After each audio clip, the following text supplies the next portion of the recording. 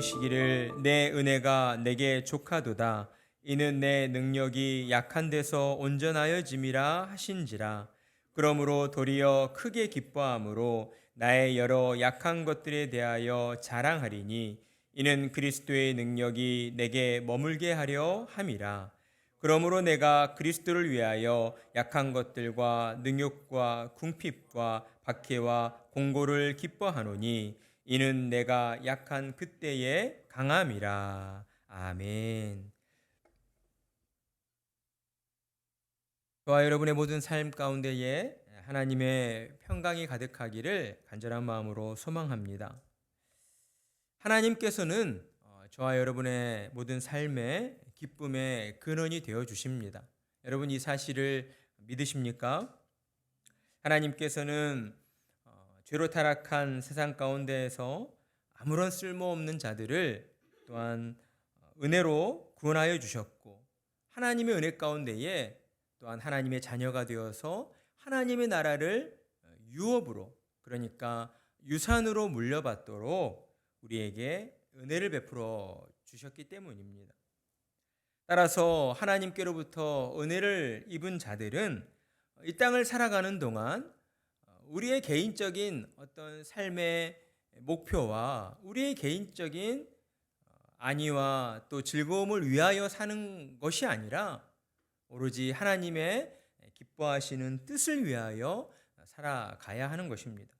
이것이 신자된 자들의 삶의 목적이요 또한 이유가 되는 것입니다. 오늘 우리가 함께 읽은 고린도후서는 사도 바울이 기록한 서신서입니다. 신약 성경을 보게 되면 예수님의 공생의 3년의 시간을 다루고 있는 사복음서, 마태복음, 마가복음, 누가복음, 그리고 또 하나 요한복음이죠.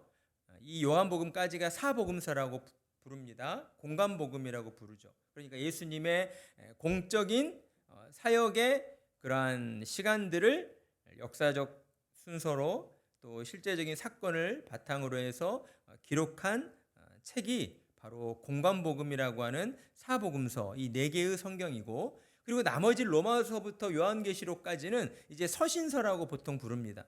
그러니까 하나님의 은혜 가운데에 하나님의 뜻을 담아서 이 땅의 모든 신자들과, 그리고 또 예수님 당시에는 그 소아시아 지역에 세워졌던 교회들을 향하여서 쓴 편지가 바로 나머지 성경에 해당하는 것이죠.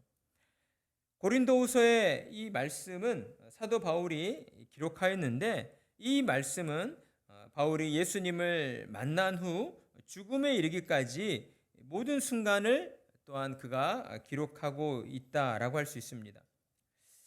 사도 바울은 본래 예수님을 대적하던 사람이었죠.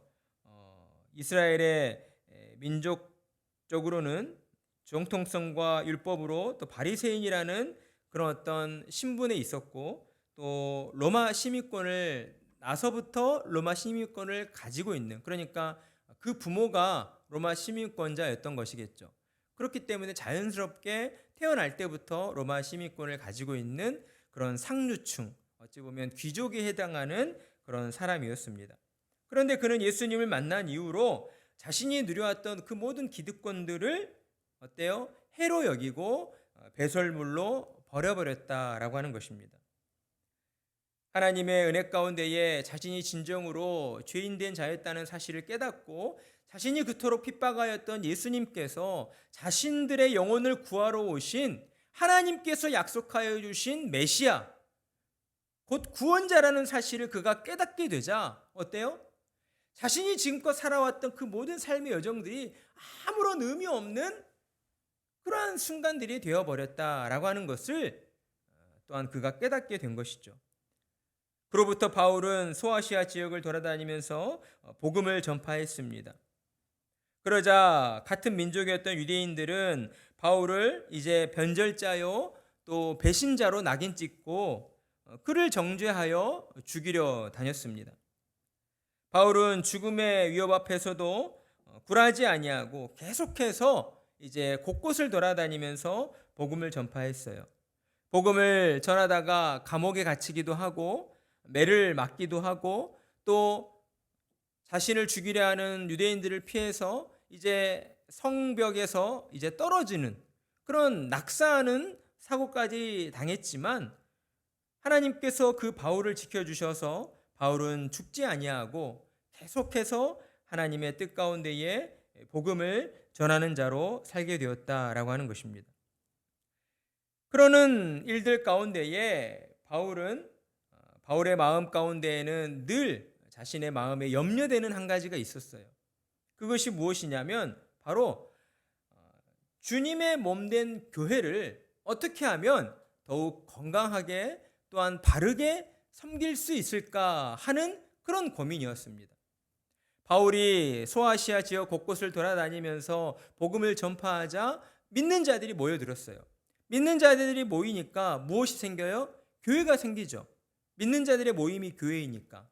교회가 생겨서 교회들이 이제 활성화되어지는데 바울이 그 교회에서만 계속해서 머물러 있을 수 없잖아요. 바울은 또 다른 지역으로 가서 복음을 전해야 됐기 때문에 바울의 마음 가운데에는 자신이 복음을 전하여서 세운 그 교회들이 지금 하나님의 뜻 은혜 가운데에 또 하나님의 말씀 가운데에 건강하게 그렇게 세워지고 있을까? 이 부분에 대한 마음의 근심과 염려로 가득했다라고 하는 것입니다.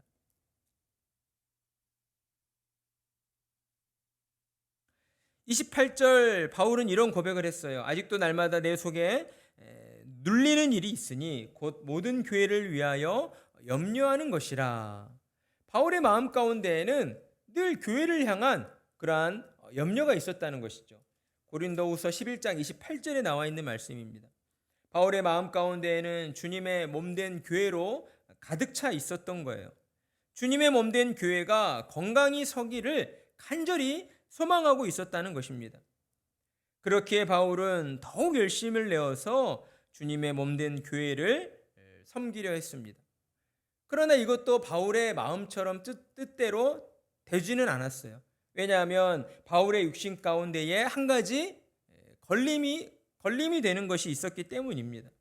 그것을 두고 바울은 7절에서 내 육체의 가시라고 표현을 하고 있습니다.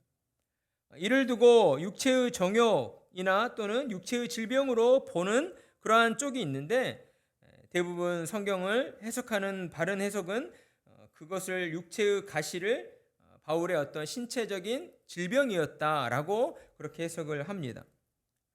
바울이 어떠한 질병을 갖고 있었는지는 명확하게 알지는 못하지만 바울은 이러한 질병 때문에 자신이 더욱 힘을 내어서 열심을 내어서 주님의 몸된 교회를 섬기려 하여도 섬길 수 없다는 섬길 수 없는 그러한 상황들을 만나게 되었다라고 하는 것이죠.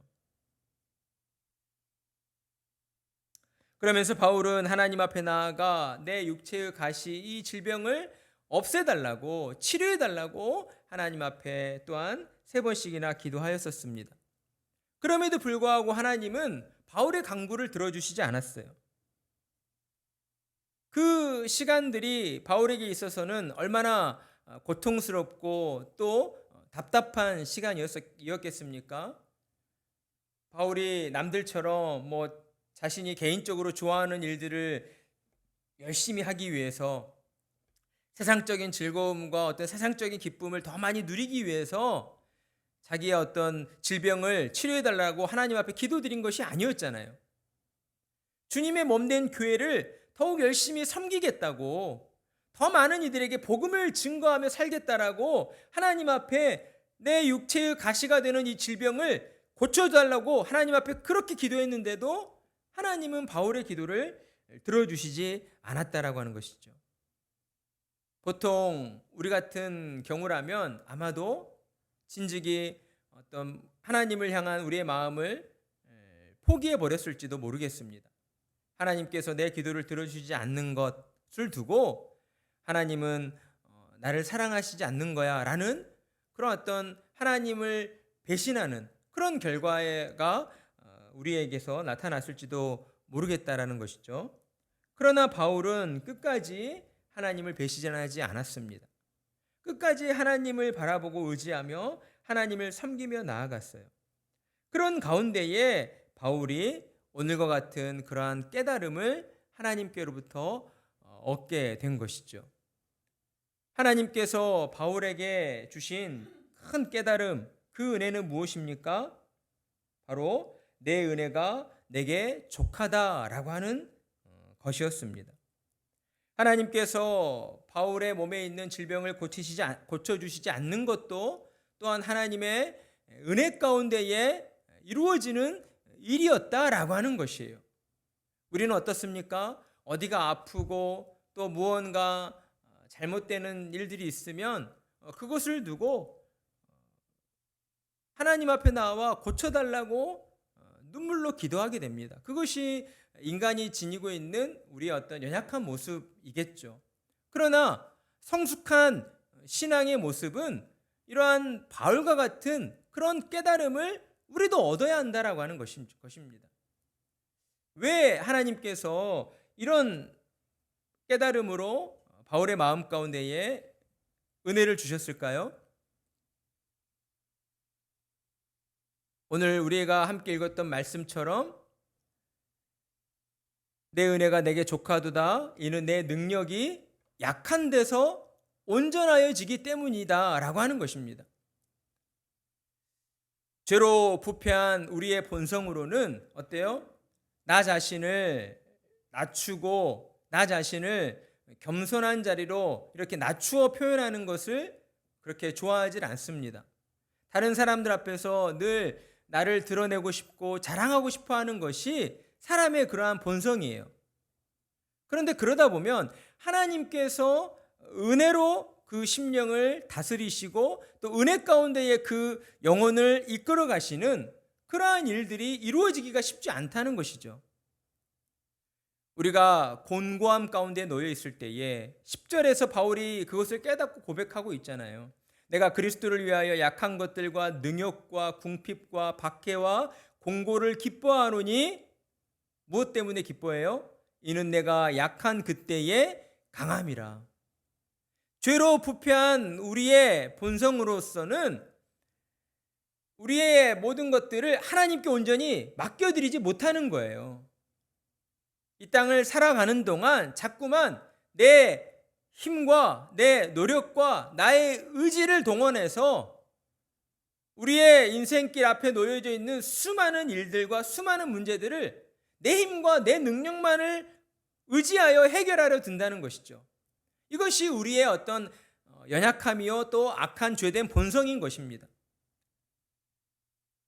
그렇기 때문에 하나님께서는 바울 가운데에 육체의 가시가 되는 질병을 남겨두신 거예요.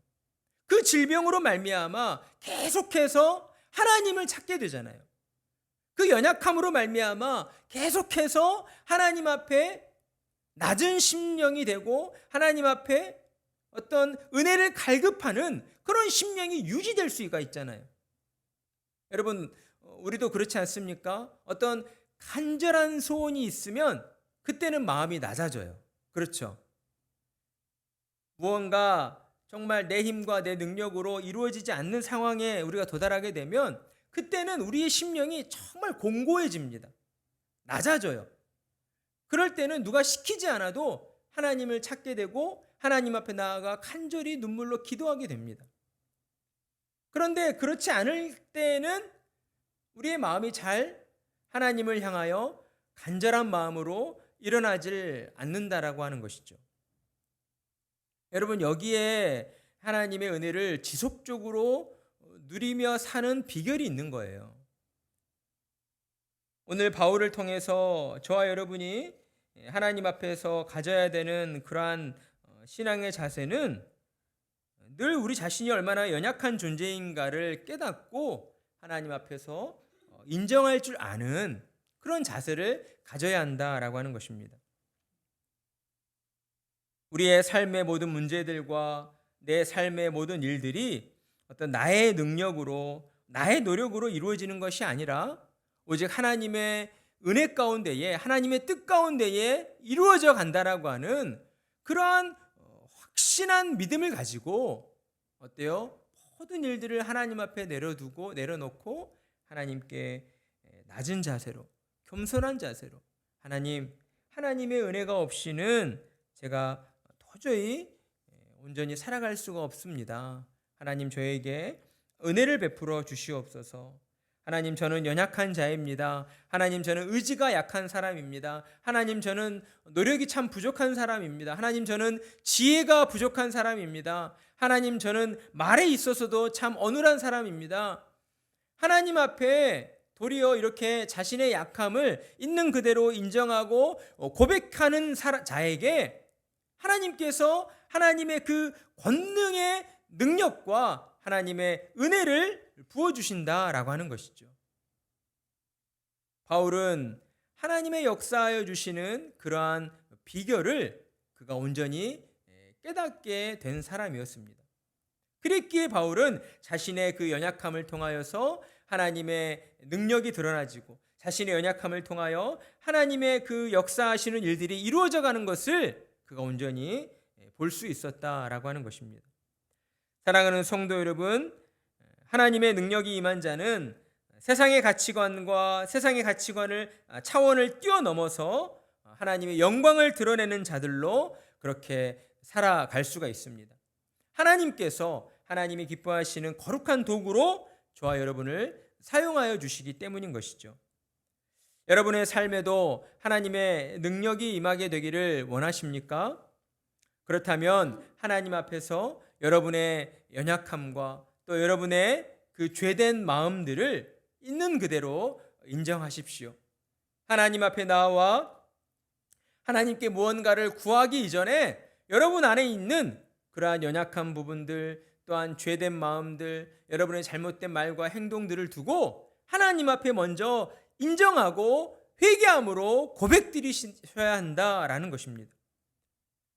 하나님 앞에 나아가 우리의 약함과 우리의 죄된 본성을 솔직하게 또한 말씀드리고 인정할 때에 하나님은 우리의 연약함을 통하여서 우리의 부족함을 통하여서 하나님의 크신 권능으로 역사해 주실 것입니다.